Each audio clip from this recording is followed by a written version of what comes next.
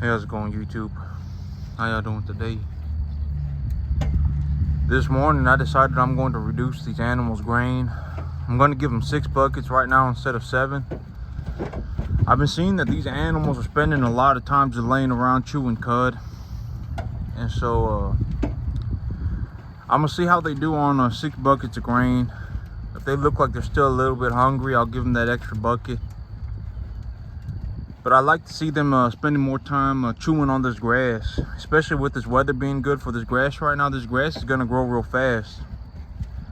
And when this grass gets to a certain point that it starts putting on seed, it starts bolting, it ain't gonna be that good of a quality grass. So the cattle need to eat it, or I'm gonna have to go through the field and I'm gonna have to cut it.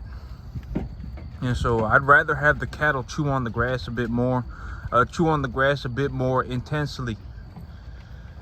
I also, it's kind of a hassle for me to have to go through this entire field and cut the grass off the field too, to make it grow back.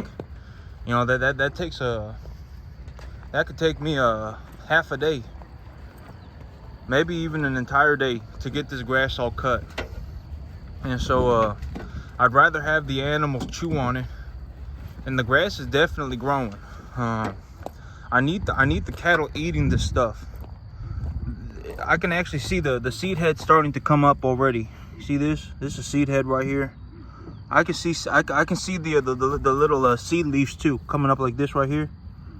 I got a lot of grass right now, and just a lot of grass everywhere.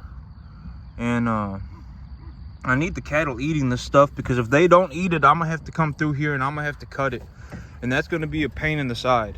I don't want to have to do that. And so I need the cattle eating the grass, and so I'm gonna reduce their grain by just a little bit today to see if I can get them to stop, to see if they start, they're chewing on a lot of cud. These animals, they chew a lot of cud, and so I'm gonna see if they are if they go around chewing on grass more frequently. And so I'm going to reduce their grain just slightly to see if it encourages them to chew on more grass, because I need them chewing this grass. This grass is growing too fast, and the grass is going to seed. And so once the seed heads fully develop and the grass is fully bolted, the grass ain't going to be any good. The grass is going to have to get cut, and I don't want to have to go around and cut this grass. But the animals are looking good. This is one of my I think that out of the red steers that I got, this is my best looking one. Him and I got one that looks kind of like him. But I got these animals from one person. I believe it was a handful of these red steers from one farm. And that's something that I realized that I really like too. I really like getting my animals from one farm, even if I pay them a little extra. I like purchasing my animals from one ranch. Because if I had a whole bunch of uniform animals like him, that'd be cool. I don't have to worry about well, I ain't worried about much anyway. I just think that it'd be cool to have all animals like him, or if I just got uniform animals in general, because it also gives me an advantage when I go when I market them, to have all animals come from to have all animals uniformly. And so but this guy right here, he's probably gonna be about 600 pounds right now. This is a big fellow right here. This is he ain't my biggest steer, but he big. I would say he about 600 pounds. In about 2 months, I wouldn't be surprised if this guy right here is close to 750. I got about 2 months and 1 week. This is brother right here.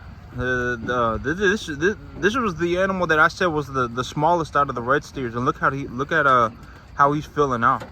This guy right here, he looking a lot better too.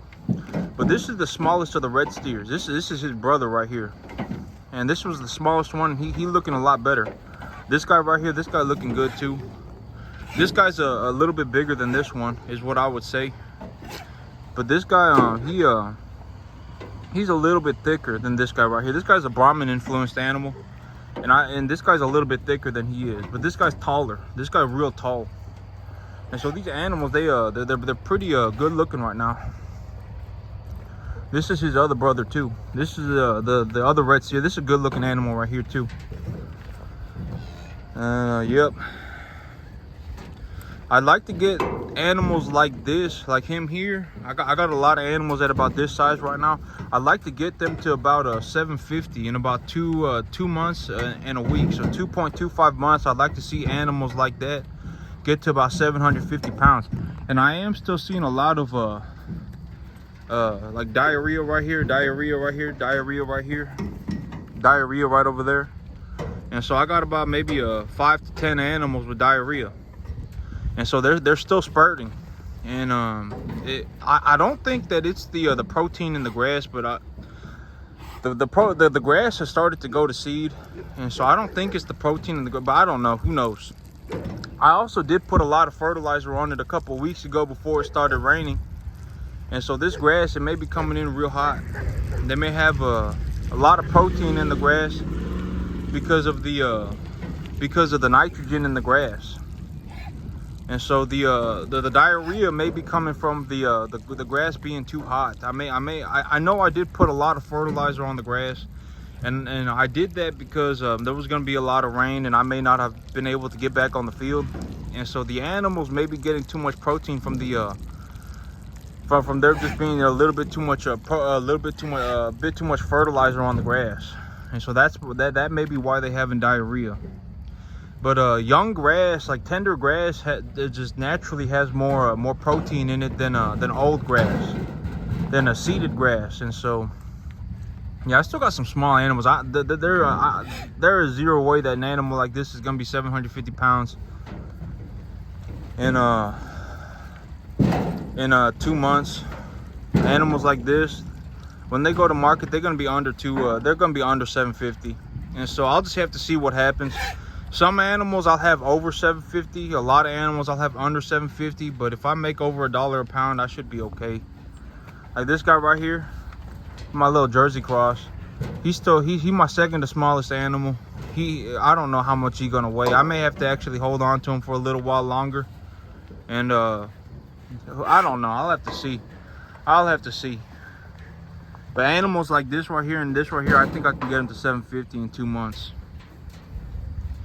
But I got this going on with the sorghum Sudan grass out front. If you don't want to go see that, the sorghum Sudan grass has got a little bit of frost damage on it, and I'll show y'all what that looks like.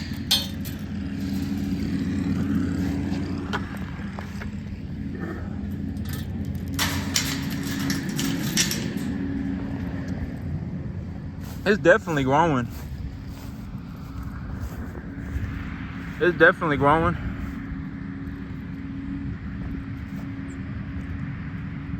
But this, I was looking at it yesterday, and I was like, well, this sorghum Sudan grass got a little bit of frost damage on it. And this is what I'm talking about right here. Let me see if I can get up close to it without stepping on it anywhere.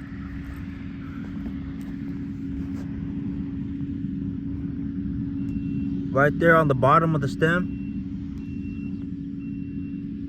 it's a little bit red.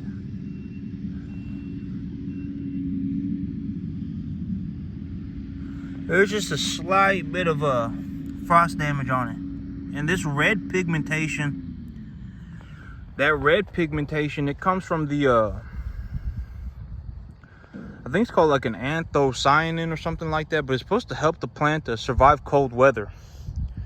And so when these plants were real young, when these plants were real small, it was a little bit too cold for them. And so they turned red like that. They turned red because it was just a little bit too cold for them. But I mean, it's growing. It's definitely growing. Zero doubt. It's definitely growing. I mean, I would say the sorghum Sudan grass is probably close to 2.5 to 3 inches tall right now. And so it is definitely growing. I think it's just growing in a little bit slow because it was just a little bit too cold. But we're past the cold now. It's going to be warm. It's going to be like 85, 60 for the foreseeable future. And I doubt we're going to get any more cold fronts. I really doubt we're going to get any more cold fronts. And so this grass is growing. And, I put a little bit more fertilizer on it. But I think I'm going to have to put a little bit more. But it's definitely growing. other than the little bit of cold damage. And I got a little bit of ryegrass in here and stuff. But I told myself, well, the ryegrass, you know, I got a little bit of ryegrass growing in here and everywhere. But when I cut the sorghum Sudangrass, if I get a little bit of ryegrass in it, it ain't any big, it ain't a big problem. The cattle will eat the ryegrass. It ain't like I'm growing some kind of it ain't like I'm growing like a sage bush or a mare's tail in it or anything like that. It's just ryegrass, right? And so when I cut it, it'll be fine. But the sorghum Sudangrass is definitely growing. If y'all want to see it, I know that some the wet patches, the grass just recently germinated, and so it's hard to see that in the wet patches that there is grass germinating in them, but there is grass germinating in it. It's just real small because it germinated late because of the water, and so it's definitely growing in. But yep, sorghum Sudangrass this year looks like it's gonna go very well. My whole thing with this farm this year is that if I can make if I can make $500 a month on this farm, you know, if I make $500 a month on this farm, I would owe about probably about 150 of that in taxes. So I'd keep about 350. And so instead of saving the $350 a month, I'm gonna, my big plan is I made a deal with myself. If I can make $500 a month, I'm gonna take the $350 or the $500 a month that I make on this farm, and I'm going to leverage that for about 10 acres. Instead of being like, oh my God, I got $350 a month now. Instead of doing that, I'm going to go and leverage the income. And so, but my big thing, the big deal that I made with myself is that I have to make money on this farm. If I make money on this farm, like this hay right here, it cost me about $500 to plant this hay, to fertilize it and to plant it. And so for me, I was taking a look at hay prices this morning, and a lot of people are cutting rye and oats already. So people are cutting ryegrass and oats already, and the price of hay has plummeted. The price of hay has dropped from about 150 a bale to about 85 to 95 a bale. So the price of hay has already plummeted, and I saw it coming from a long way ago. The price of hay, $150 a bale is ridiculous, and the only reason it was like that was because there was the conditions for harvesting hay were just not good. But with the little bit of with the cooler weather this spring and the pretty substantial amount of rainfall that we got in this area, people have been cutting rye and oats, and the hay price in this area has already plummeted. And so for me to make $500, my $500 back from this Sudangrass investment, I'm gonna have to roll about 6 bales of hay. And so I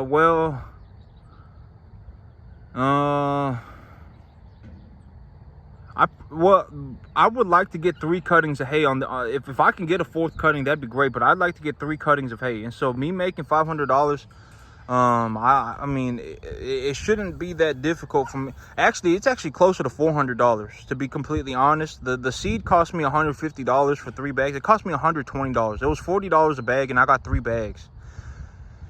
And so it cost me oh, actually I did go and get a 4th bag because yeah, I thought I would need it, but I probably didn't need it. But it cost me $160 for seed, and then it cost me about $250. So it cost me about $410 to fertilize this field and to seed it. And so I'll have to make I'll have to roll about 5 bales of hay, 6 bales of hay to make my money back on this. And then after that, everything would be profit. And so, but so far so good. I think so far it's coming in real good. The sorghum Sudangrass is definitely growing in very well. I do have a couple of spots where I'm like, man, next time I'm gonna do it a little bit better. Next time I'll do it a little bit better, but I would say about 90% of it got done just fine. 90% of it got done just good enough. It got done well. The other 10%, it ain't. I understand that what I need to accomplish to get the rest of the 10% done, but it ain't gonna make or break me, right? The 10% that kind of just turned out a little bit wonky, that I'm like, man, I'd like to have done it a little bit better. I can always do that again later on. And if I really think I got a whole lot of bare spots on this field, I can just go over it with a hand seeder. Maybe I put in a little bit of pearl millet, just because instead of sorghum Sudangrass, I don't have to go buy anything. But yep, the sorghum Sudangrass looks very good. If I could actually, well, the sorghum Sudangrass, it looks very good, and it's coming in very well. I did extremely well on this right here. And the big thing now, oh, I can actually see a little spot right there. You see that right there? That's where the water pooled and all the seed got washed up into one spot. Right there and right there and right there. So that's what happens when the water pushes the seed around. It'll all collect in one spot, and then it'll mess up the germination. So that all that right there should have been kind of spread out right here. You see where it's clumping up like that? It should have all been spread out right there, but it all got clumped up into one spot. Whoa.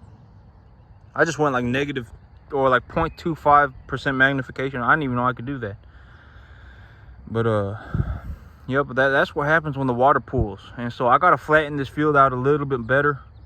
And I think I can do that with the sweep plow that I got.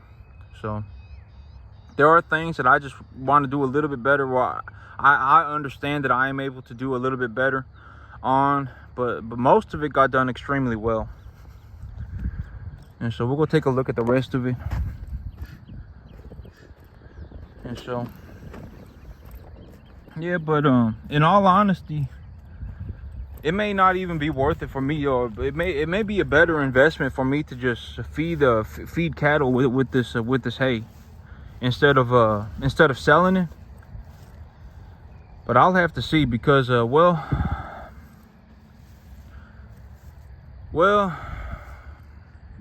I mean, I think hay prices are gonna drop to about $75–80 a bale. Like when I look at all this, like if I made $75 to $80 a bale and I averaged 4 bales an acre, I mean, I would still make like a 50–60% profit. That's $75. Maybe it would have cost me a $45 to $50 to roll that bale of hay. So for every bale of hay, I would have made like $25–30, and that seems about what people are gonna do. In my belief, that's what I think people are gonna do. I think the price of hay is gonna drop to about $75–80 a bale. And so yep. And cattle inventories are still real low right now, and so it may just be a better investment. I may make more money if I feed cattle. But yep, that's it for me today, YouTube. Y'all have a good one.